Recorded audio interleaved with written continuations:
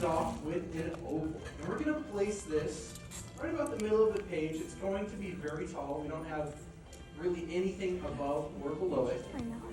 So nice big oval here. Kind of build that up. Alright, there we go. Nice big oval. Now, once you have your shape here, we need to add in some guidelines. And our first one is going to be the center of her face. We are actually drawing more of a side view. If we drew a front view, it would look kind of strange because fish are very thin, so they would look like bug eyes. Or if you've seen Phineas and Ferb live, that. Now that we have our center line though, let's go ahead and add in her eye line. Now I'm going to find the middle here and move just a little bit up. Bring the line straight across here. There we go. Now that we have that, we've got pretty much everything we need to get started, but you definitely don't see her just yet. Let's go ahead and start adding in some of her features. I'm going to start with those eyes. And the first eye I'm going to do is the one on the other side of her face is going to be more of an oval. Just kind of sticking out of our primary oval, the body. For the other eye, I find it easiest to very lightly bring a line from the top of your oval, just kind of extend it towards the right. That way you have a top and bottom for this eye. You can just kind of work in there and do more of a circle. Very little space in between these two eyes. Her eyes are very close together just to help show that she is more of a comic character. And this is the first feature that we can go ahead and lock in. So once you have both eyes here, go ahead and start going over these lines. Make these stand out. There we go. I know she's still looking kind of scary. We need to wake her up. Don't worry, we'll do that in just a minute. For now, just get those lines in there. Does anybody know what kind of fish Dory is? Blue tang, yeah, absolutely. She is a royal blue tang specifically. And in finding Dory, they actually had to kind of change some of the details. Royal blue tangs, when they are babies, are actually bright yellow. They don't get their blue until later in their lives. So that kind of posed a problem because I'm sure when marine biologists started watching the movie, they're like, this is wrong. I can't handle this. But everybody else needed to know that that was Dory. So they changed the color for baby Dory to be blue, just so that audiences wouldn't get confused or anything. They would know exactly who they were looking at. I think it was a good idea. Now I'm going to go ahead and add in her pupils here. We're going to place them kind of towards the middle of the face here. They're going to be slightly cross-eyed, but you know, that's okay for her. It's totally fine. It's going to help show that comedic side of her, which we almost did not get, actually. When Andrew Stanton, the director of the film, was writing the script, he had Gil as Marlin's kind of co-person going along with him. So it originally was going to be Marlin and Gil on the journey, but he didn't feel that it was quite right. He wasn't sure what it was, but he wasn't happy with it.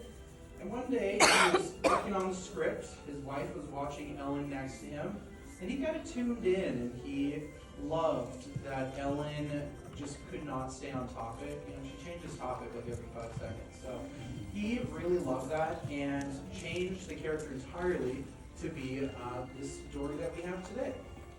However, he did not have Ellen as the character yet, so we still had to ask her, which I feel like must have been absolute nerves, because if she said no, then he just wrote a character specifically for her that somebody else has to play.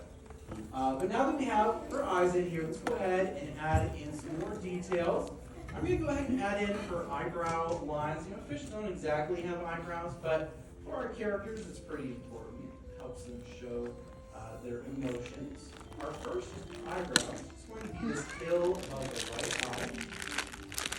And then our other one, we're going to do pretty much the same thing, but this one extends a little bit outside of our oval and comes down right on top of the other eye. Now Dory does have a little bit of an overbite here, so we're going to extend a curved line out and bring this just a little bit past our oval. And we'll bring this back in towards the other eye to create her smile. There we go. Now right below this eye, let's go ahead and add in a smile line here. We're going to add a little hill to cap that off. Go back and lock this in. Now, Finding Nemo was really a passion project for Andrew Stanton. Normally, directors are going to have a script already made, and they're going to try and create it. But he created the script, he created the story, everything for this before they even gave him, clearance to work on it. And he had always loved everything aquatic. He actually ended up becoming the voice of Crush as well. And Crush is iconic. But he was just a temporary voice for Crush at the beginning. When he was recording all of Crush's lines, he was just in his, I think one of his co-directors or something. He was in one of their rooms just sitting on a couch recording all the lines.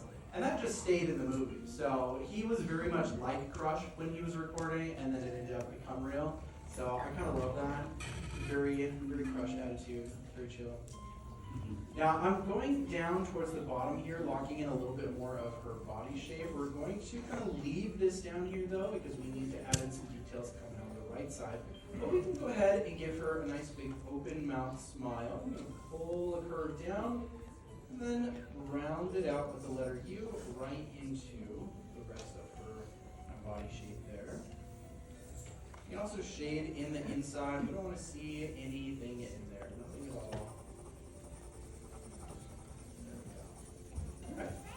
Now, for those details that we need sticking out of the right side here, we're going to have a fin. That's really the only feature that goes past the body.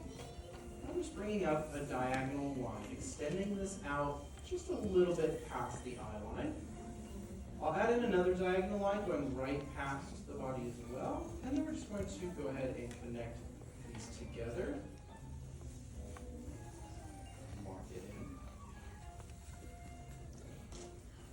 Now, there are a couple of details that we can add on her fin as well as the rest of her body. Royal blue tails have a lot of stripes.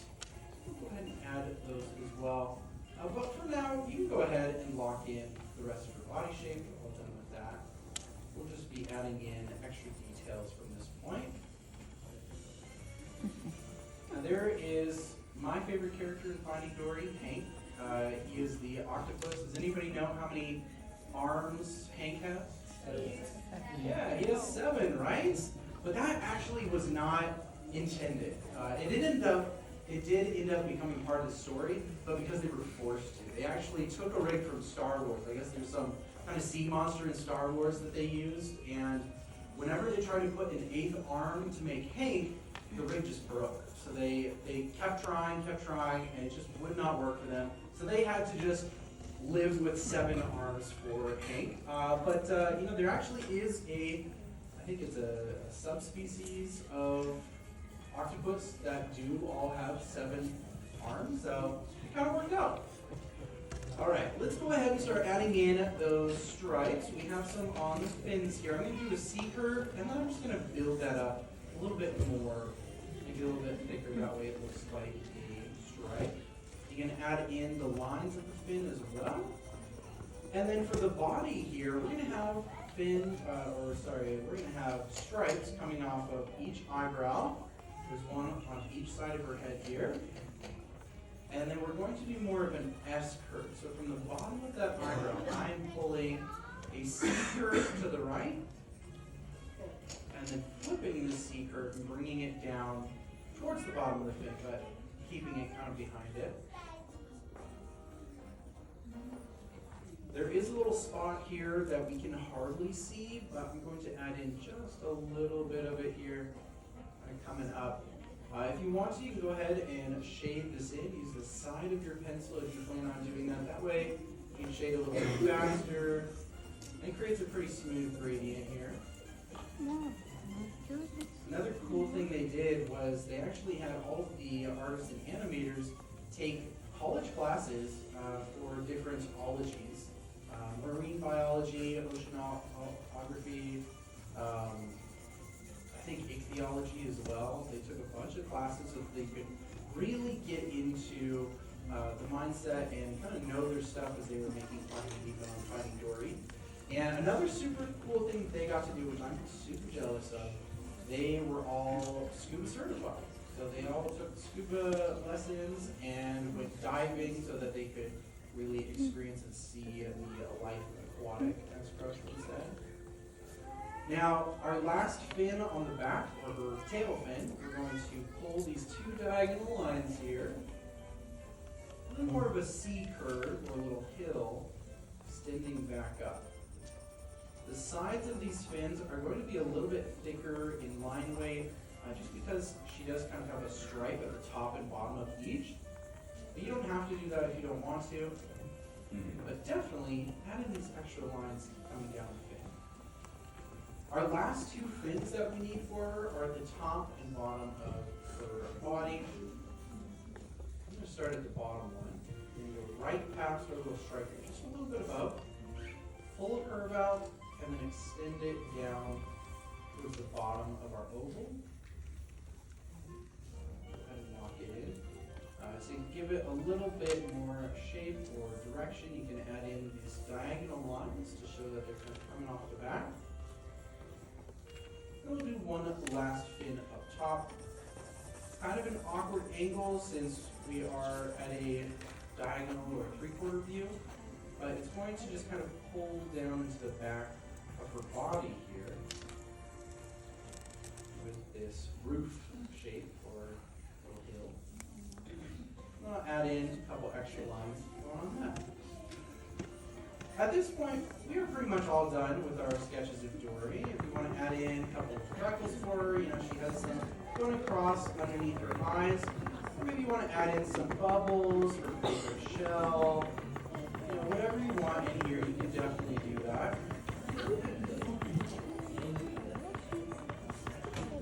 Just make sure you find a place on your page.